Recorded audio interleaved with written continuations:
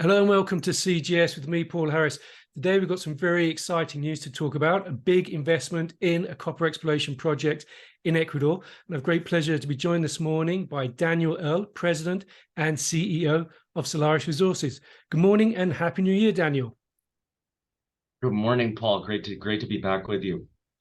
Now, we spoke right at the end of last year and you had a very nice early Christmas present, and you're starting this year with a belated Christmas present, should we say.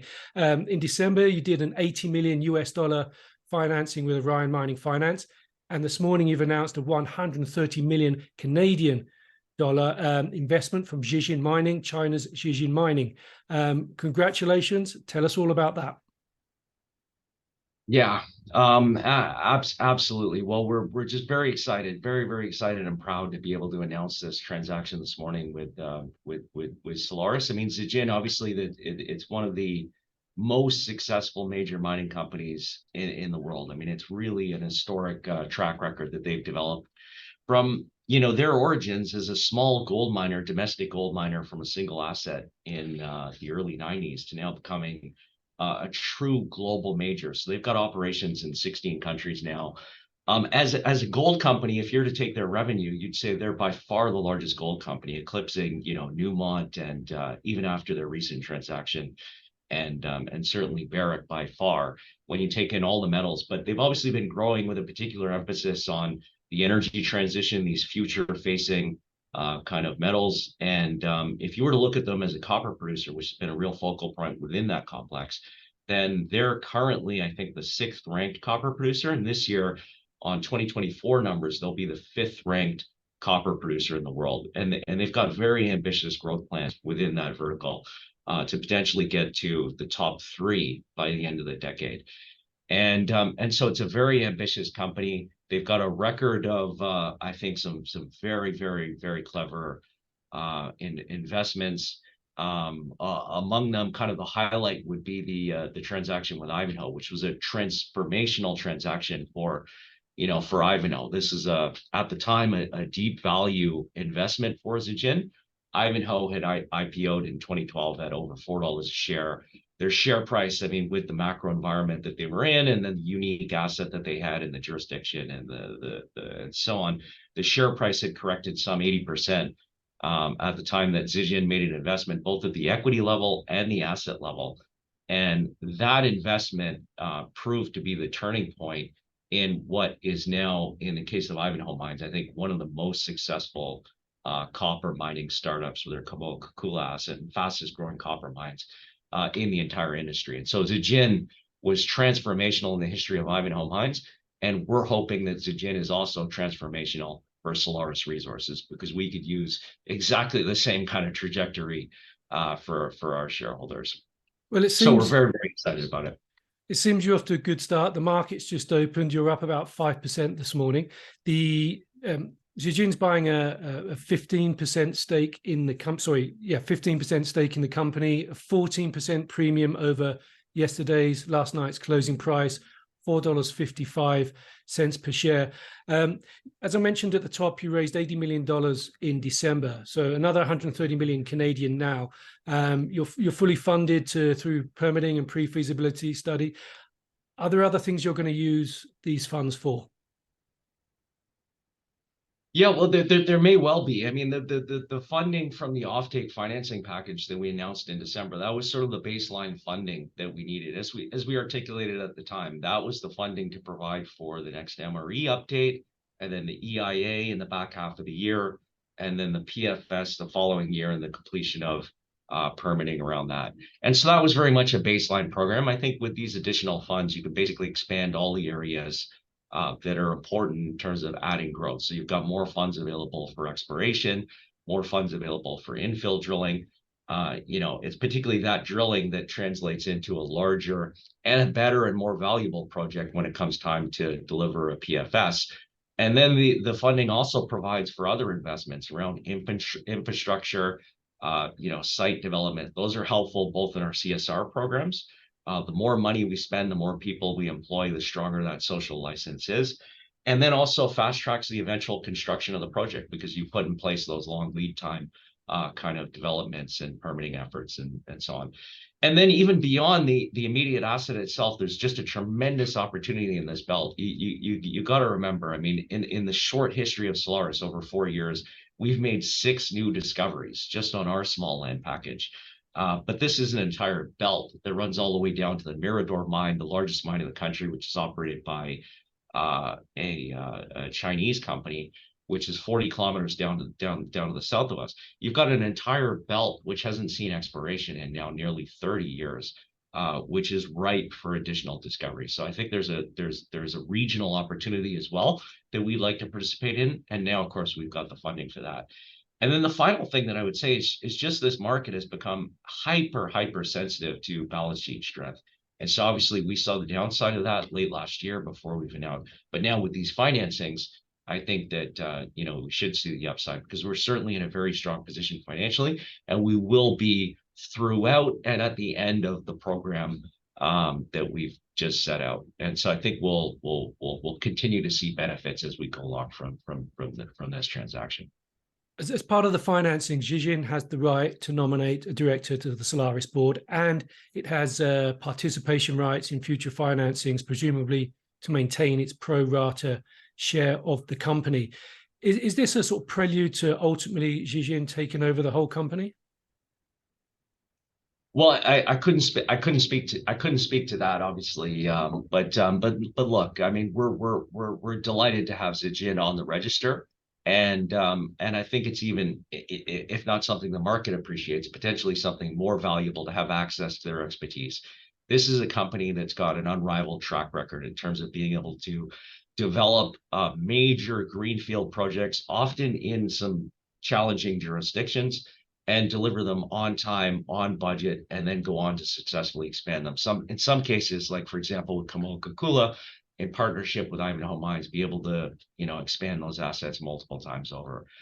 So it's just the best possible partner that you could have for a project like Warintza with the task that's in front of us. And that'll, again, even if it's not something that the market appreciates, that's something that's going to pay dividends in terms of delivering a truly robust project, which is what we intend to do here and what Warintza deserves. I was looking at the press release Zijin put out, and they went into a lot of detail about Warintza and how that would potentially fit into their overall portfolio. So obviously something very serious for them.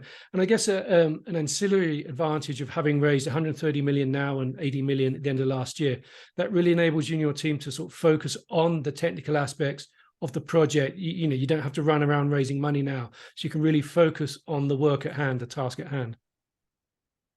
Yeah, absolutely, and that of course is where the rubber meets the road, and that's the reason that we've also upskilled as an organization, and so we brought in, you'll recall, Javier Toro as our new chief operating officer. He's now started with the company from the beginning of the year. He's in fact in Toronto. We're having management workshops this week. And he's best in class in terms of what the job in front of us is here. He spent about the last dozen years with Hudbay. Hudbay, of course, a growth company in the copper space. Great experience in the Americas with open pit copper assets. And Javier was responsible for a lot of their major projects, all the way from delivering technical reports through PEAs, PFSs, FSs, and then for operating assets, expansions, and then optimization programs. And he's basically done the technical work, led the technical programs throughout, but then also had a great deal of experience in terms of M&A, both on the buy side. If you look at the history of Hudbay Minerals, the Copper Mountain transaction, he was involved in that. But then also on the sell side with for example, a Copper World asset, where Hudbay has been public in speaking about the process that they have to bring in a strong partner to help them, at least financially develop that asset. So Javier brings a lot to the table for us, and the support from Zijin is only going to help with that in terms of delivering a very robust pre-feasibility study for the Warintza asset, which is absolutely what it deserves. Thank you, Daniel. I want to talk about the social situation in Ecuador. Obviously, the social aspect is very, very important. You've got a good ongoing relationship with the Shuar indigenous communities in and around the project. You've got various agreements already signed with them. How is that work developing and evolving as the project advances? And obviously, bearing in mind that you've raised money, as you mentioned, enables you to do more things. What sort of things how are you looking to expand that? Yeah, well, look, we've got a rock solid relationship in terms of the social license. That's the foundation of everything else at Solaris with the Warintza project, and so that relationship, underpinned by community agreements, the explicit consent for the project and support for the project with the communities on which the project resides on their ancestral land. So that's the Shuar, Warintza, and Yowie. And then really, it's about building out from there. And so bringing in and extending the benefits from the project, radiating them outwards into the neighboring communities. Some of them Shuar, some of them not Shuar, the municipalities, and then the province level. And then even eventually, when the asset comes into production, it'll have important benefits at the national level. And so really, with additional funding, what you can do is just ramp up all of the programs that you have.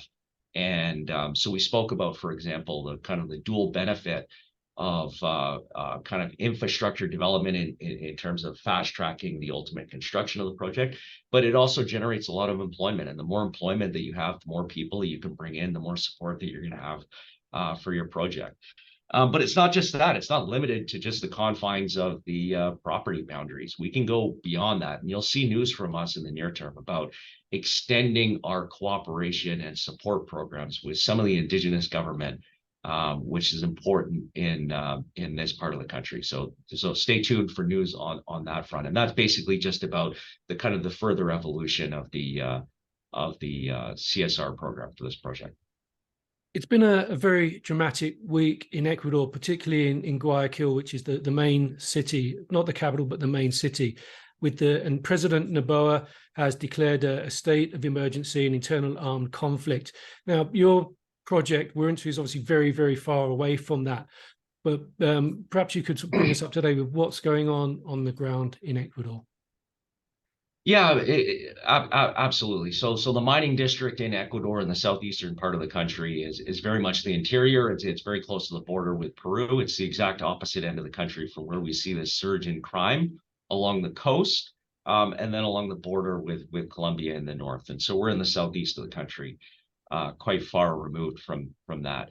And this crime surge is basically related to, drug trafficking and international cartels, the interplay with kind of local gangs that have developed, kind of around this illicit industry. And you'll recall we spoke about this before after I met with Daniel Noboa at the time, the president-elect in November. And he articulated basically what his mandate was at the time. And so he said, I'm basically the employment candidate. That was the number one issue on an individual level for people. But the number one issue for the country as a whole is addressing the security issues in the country. And so I think what you're seeing now is that the government is actually going out and doing it. And he said at the time, look, this isn't going to be pretty. We've got to go and confront these cartels, and there's going to be pushback. And that's what you're seeing with these attention grabbing kind of stunts, taking over a live broadcast at a news organization. It basically making publicity and putting political pressure, trying to put political pressure on the government as they attempt to tackle these security issues. And so this is the unfortunate reality. I think ultimately he's doing the right thing. And and I think over the long run, this is going to be to the benefit of everyone in Ecuador. Okay. To close up, Daniel, what are some of the key highlights that we can expect to see from Solaris this year? What are the key goals this year?